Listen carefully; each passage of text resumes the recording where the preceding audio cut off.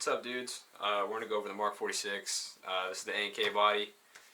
We're pretty much going to go over upgrades and pretty much a go-to guide for HP engines, as well as actual going over in depth on how this bad boy works, because not a lot of people go over it, or they're they kind of miss key things. So now we're going to go into the Fusion engine itself from Polarstar.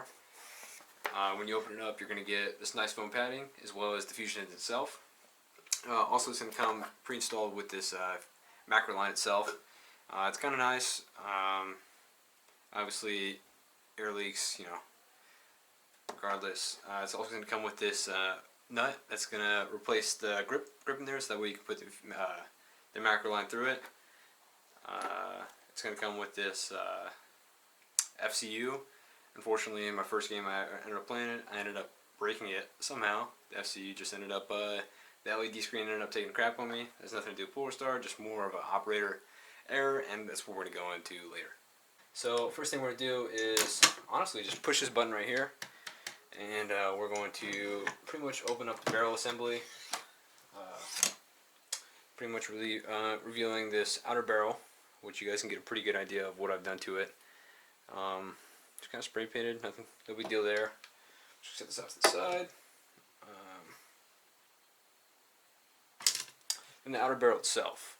So what I did myself is I ordered a Prometheus barrel, 6.03. Not quite sure what the exact millimeter of it is. However, it does fit the outer barrel just fine. I think it's like a 320 millimeter. But the biggest upgrade we can do itself is going straight into the bullgear hop-up. I had purchased the Epps gear, and just had terrible success with it. It was shredding hop-up rubbers. The quality itself is quite nice, but once again, the biggest upgrade you can do this Mark 46 is upgrade the stop hop-up, and go straight to the bull gear. It's $60, a little pricey, but if you want to do anything to this body, even if you were to leave it AEG, definitely get this hop-up unit. Is within a world. And going straight into the hop-up itself, I did a purple Prometheus hop-up bucking, and then a namzu hard flat hop, and I flat hopped it myself, and great success actually. As the board says, very nice. To unattach the stock, kind of just push this down. You actually just closed, and go ahead, remove this pin. I kind of like to keep everything together. Kind of put it out to the side. Obviously this is one of those things you don't want to lose pieces for, because everything's kind of a pain to get. You can see right here that it's kind of hard to get out. So like I said, having something to push it through, a lot better tools for the job, but it's kind of multi-tool, so kind of just like that. So here we go, we have our stock. It's pretty beefy, it's pretty big, really heavy, a lot of just metal, So this is where you get a lot of that bulk from, and a lot of that weight from the Mark 46. So with that being put aside, you could easily take out whatever you want from here, but first thing we're going to do is go ahead and unscrew this bad boy. So really the only thing you really need to worry about is just these two little hex keys right here, as well as if you want to take this charging handle off because for some reason you can't get it off. This screw right here holds this and keeps the charging handle from sliding out. I'm not going to take it out because I don't need to. But these two main keys are these two screws. So now that I have these two screws out, we can go ahead and take out whatever gearbox is, fusion engine, whatever you guys got in here. So you got that. You can pretty much unpop this, and this thing will come out pretty nice and loose. But another thing you have to do is take out. You're gonna have to push this little piece in here. Just hold down the whole grip assembly, grip groove, whatever you guys want to call it. And that's pretty much it. So you can see right here, I have my line. I'm gonna have to actually take that off.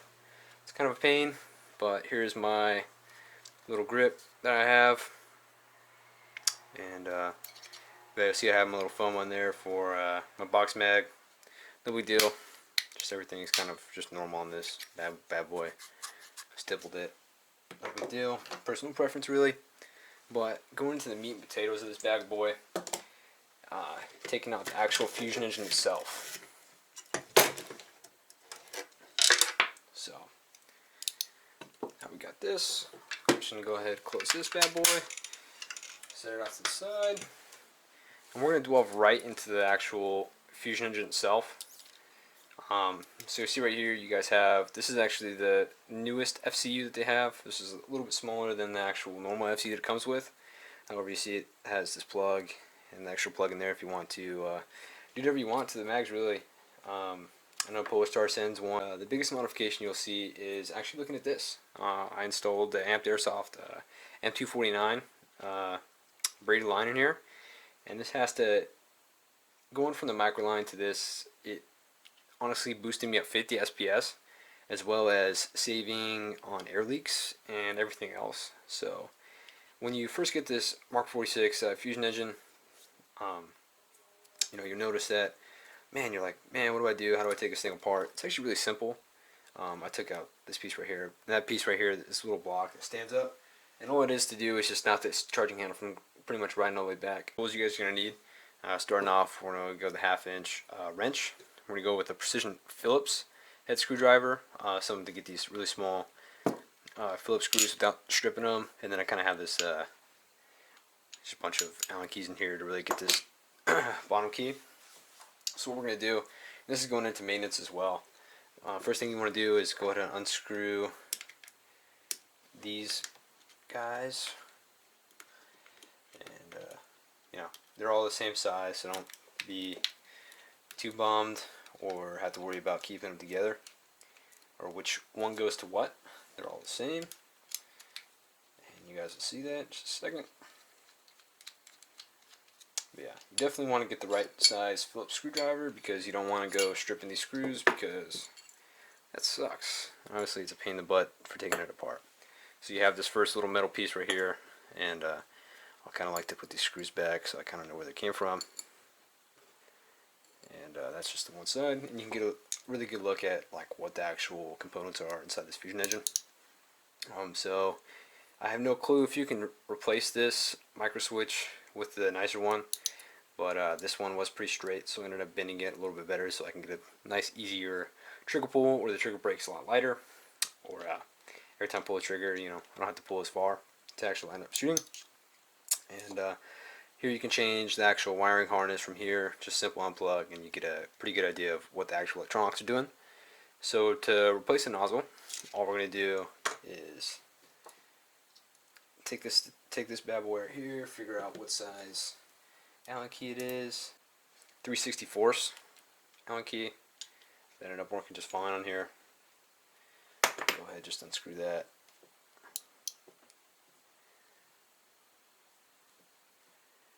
So yeah,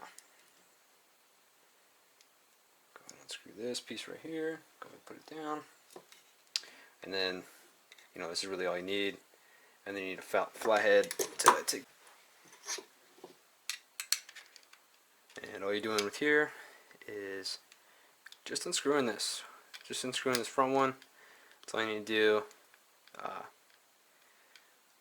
That's really it. So this comes undone.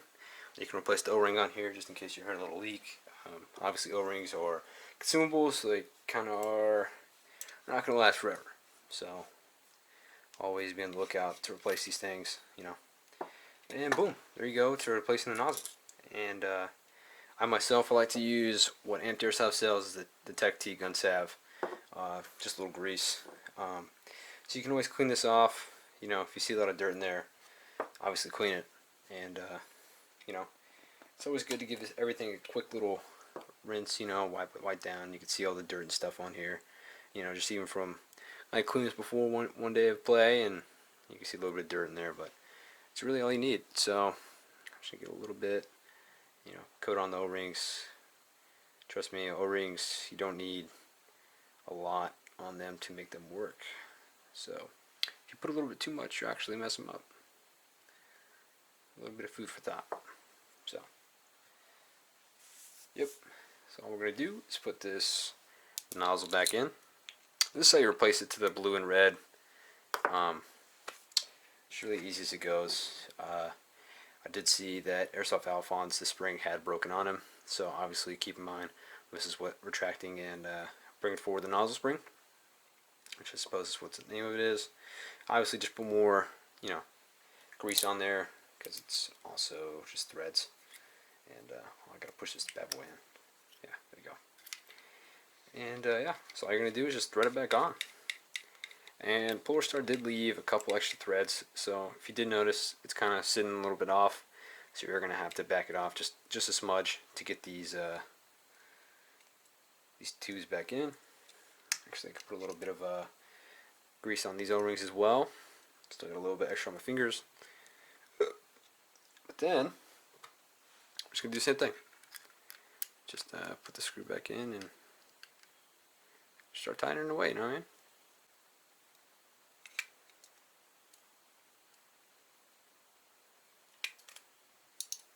Okay, cool. Now that we got that screwed in, and all you have to do is just flip this over, and you can see a little bit of threads in there. You're just going to do this 3/64 Allen screw in there. You're just going to tighten her down. That's literally all it comes to for replacing the nozzle on the Polarstar Fusion engine.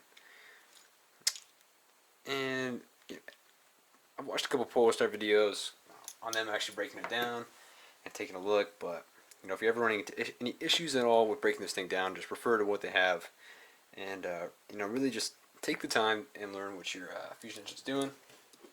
So you see right here, well, it says if you want to take this bad boy apart, you just get the 1/2 inch wrench here and just tighten or loosen and take this bad boy off. Yeah, so that's really all you need for taking this thing apart.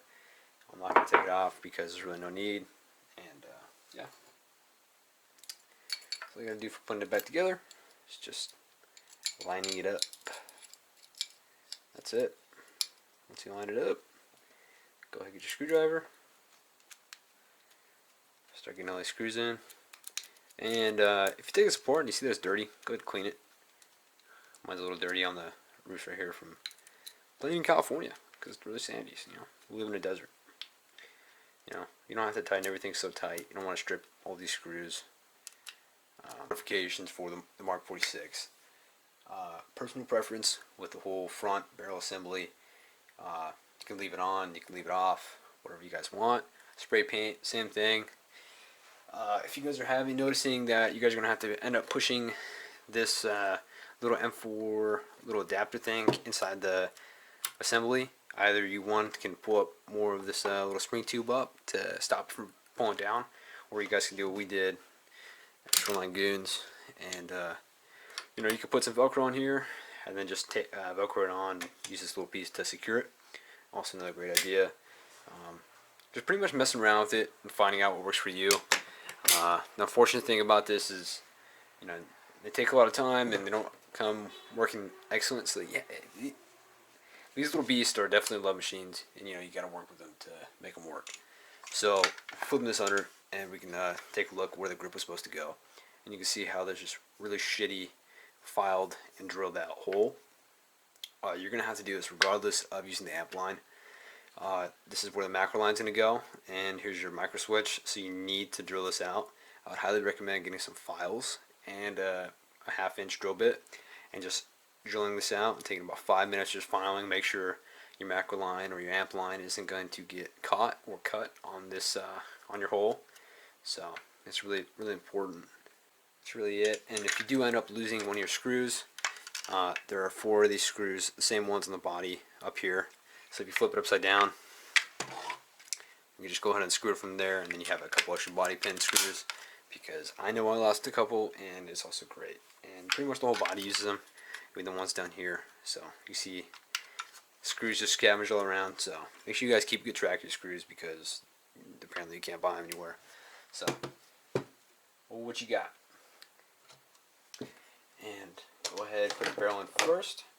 So you have to, this piece is end up going down, so it's going to look like this, the way it feeds. And you need the spring. However, that little metal piece in front of the spring you don't really necessarily need. So all you're going to do is just stick that bad boy in. It's going to be hanging like that, all floppy. And you just grab your barrel. Now, depending on what type of flash hider you have or suppressor, if it's not going in, just go ahead and unscrew your flash hider, because it may be your barrel hitting on the, the actual flash hider itself or suppressor. So keep that in mind, and just like that. So I just press the button in, and it's in. So the reason we do this is to make sure we get a good air seal on our actual nozzle to our hop-up unit. Because if you put in these screws and they are not aligned, I found that you can get a lot of misfeeding, and all around it's just not good. So it's better to, and if you take a notice right here, you guys just look, you guys will see that the actual hop unit pushes forward. That's a spring taking place. So make sure you guys are pushing this in. It's going to be a little hard because you can see the screws right here. So if you push these bad boys in, you can see they line up, and that's where you want it. So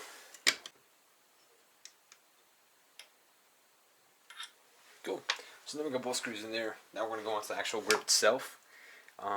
We kind of did here at SLG, we did a little bit of, you go down the same line of getting the amped grip line for your HBA fusion engine. You will notice that this screw that it comes with, this nut and bolt, that it does not end up fitting through.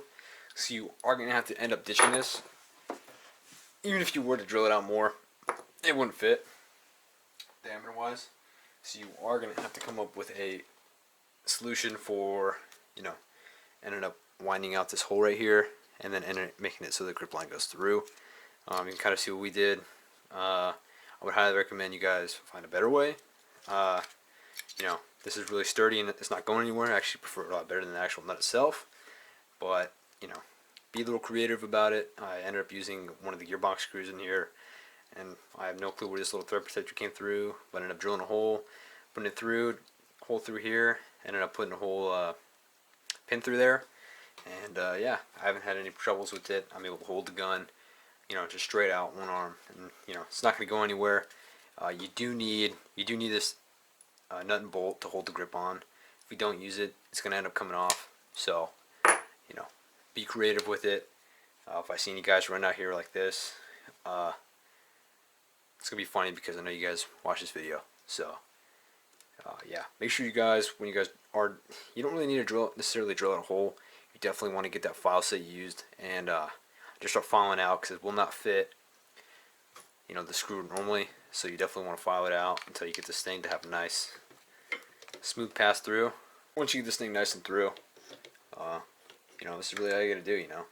Just give it a couple trick pulls in here just to see where your micro switch is at, and that's really it. So now we start going reverse. The same pin, just do this little hand guard right here, and well, it actually want to go through. There it goes. Cool. There's O-rings on here, so it makes it a little harder.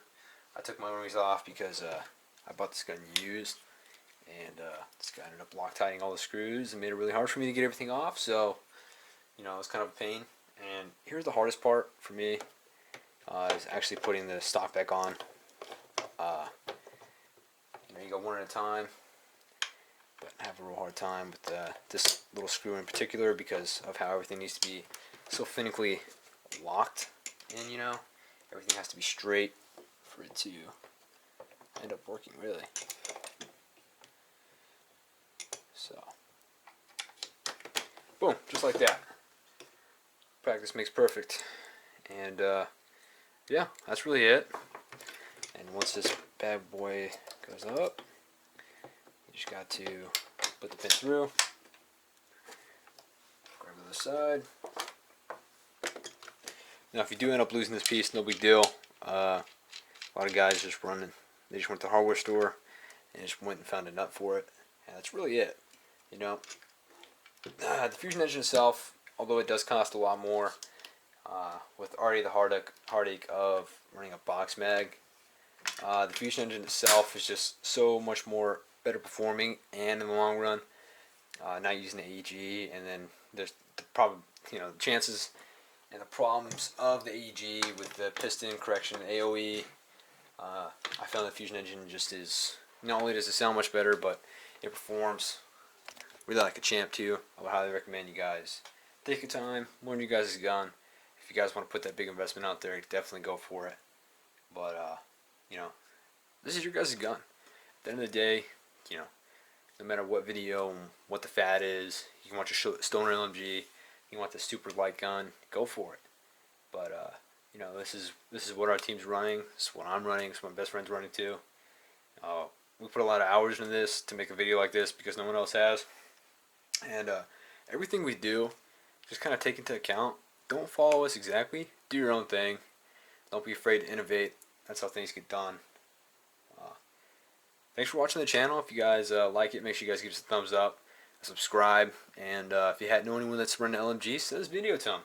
You know, little things like this help out, and you know, get the word out there so we make more videos like this. We can really show on, and we continue to progress, and you know, show you guys tips and tricks with LMG to make you guys' life easier. Because I know when I first got this thing, it was not easy, and this is why I'm here to help you guys out running the LMGs. And with that being said, rock on, dudes.